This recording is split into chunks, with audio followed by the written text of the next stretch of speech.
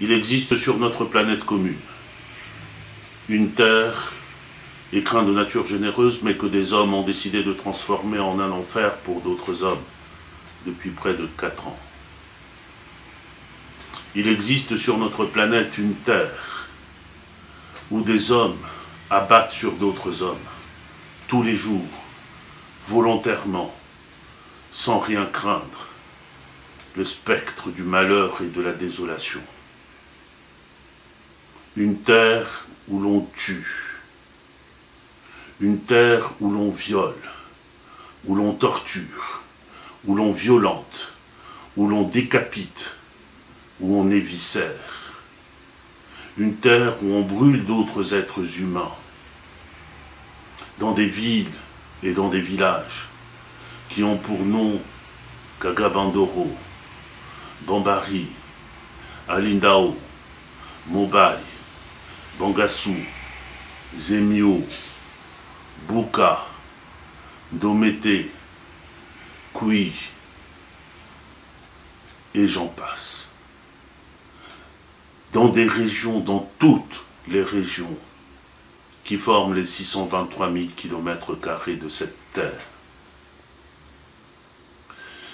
Il existe sur notre planète une terre où la vie normale, la vie ordinaire, n'est pas d'aller à l'école, de jouer à des jeux d'enfants, d'aller au bureau, d'aller à l'usine, d'aller au champ, d'aller au pâturage.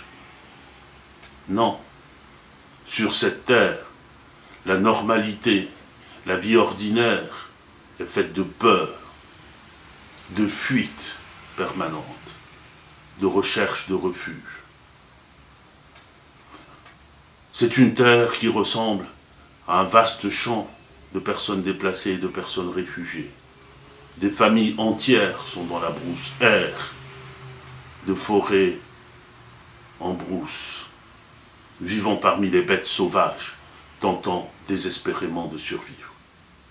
Bref, il existe sur notre planète commune une terre où l'humanité est bafouée absolument, quotidiennement, et où des êtres humains sont traités moins bien que des bêtes. Cette terre martyrisée, cette terre imbibée de sang et de malheur, cette terre est nichée au cœur de l'Afrique. Je l'ai en partage avec 5 millions d'autres êtres humains. Cette terre, elle s'appelle République centrafricaine. Elle a besoin de nous tous. Elle a besoin de tous ses enfants, du nord au sud, de l'est à l'ouest. Elle a besoin aussi de nous tous, en tant que citoyens du monde, pour qui toute atteinte à une seule personne, à un seul être humain, constitue une atteinte à notre humanité commune.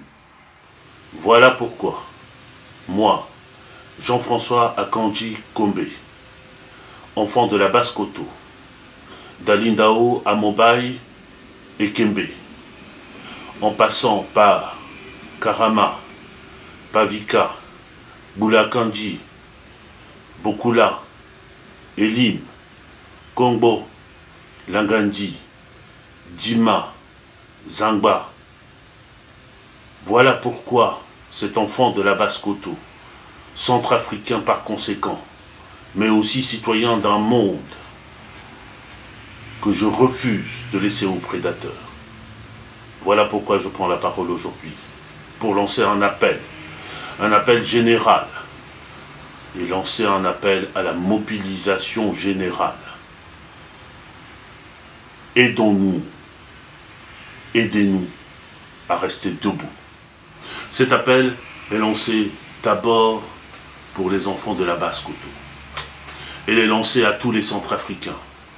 Elle est lancée enfin aux hommes et aux femmes de bonne volonté de par le monde. Je le répète, aidons-nous, aidez-nous à rester debout. D'ores et déjà, quelques natifs de la Basse-Koto, dont en particulier Pierre Claver Ngwaleye, Laurent Gandola, Joseph Ndema, Kevin Azouima, Léon Wangago et moi-même, nous avons décidé de constituer une plateforme d'action concrète et immédiate pour venir en secours aux populations de la Basse-Kotto particulièrement éprouvées aujourd'hui. Aller à l'essentiel. Du sel, du sucre, du pétrole, un peu de nourriture, des habits décents, de quoi soigner les affections les plus courantes dans nos villages et dans nos brousses. Voilà la priorité. Venir aussi au secours et en soutien aux rescapés. Pour cela, un fonds est ouvert, que nous vous invitons à alimenter à la mesure de vos moyens. Vos contributions en nature, de toute nature, seront bien évidemment aussi les bienvenues, mais il nous faudra pour cela nous organiser auparavant. Dans les jours qui viennent, et sur place à Bangui, je prendrai contact avec les autorités religieuses pour étudier les moyens d'acheminer vers les populations le produit de votre générosité et de votre engagement. Dans la foulée, nous organiserons aussi à Bangui une réunion de tous les natifs de la Basse-Kotto, parce qu'il nous faut aujourd'hui fédérer les énergies. Outre cela, la plateforme a décidé d'entamer dès aujourd'hui, en Afrique et de par le monde, un plaidoyer pour les populations et pour les victimes. Pour la suite, parce qu'il y aura bien une suite, c'est avec les populations que nous entendons décider des priorités qui iront de l'aide d'urgence à la réorganisation citoyenne, en passant par la prise en charge des besoins essentiels en matière de santé, en matière d'éducation, en matière de culture, en matière d'activités rémunératrices, mais aussi en matière de justice et de réparation.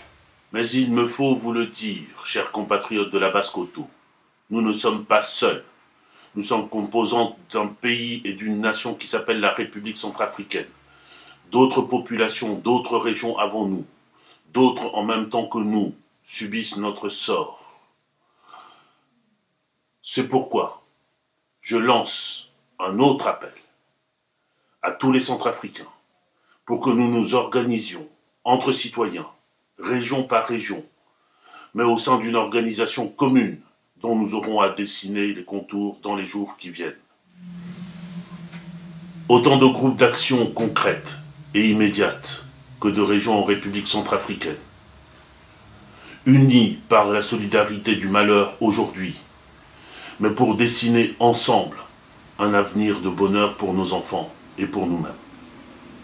Me tournant maintenant vers vous, frères et sœurs en humanité, d'Afrique, d'Europe, d'Amérique, d'Asie, d'Océanie, je vous dis ceci. Nous avons besoin de vous. Nous avons besoin de vos énergies positives, non pas en tant que membre d'un parti, ni membre d'un gouvernement, ni membre d'aucune autre institution. Nous avons besoin de vous en tant que citoyens du monde, convaincus de notre interdépendance et résolus à construire avec nous un avenir meilleur. Nous réussirons ensemble. La Basse-Kotto vivra et la République centrafricaine se relèvera.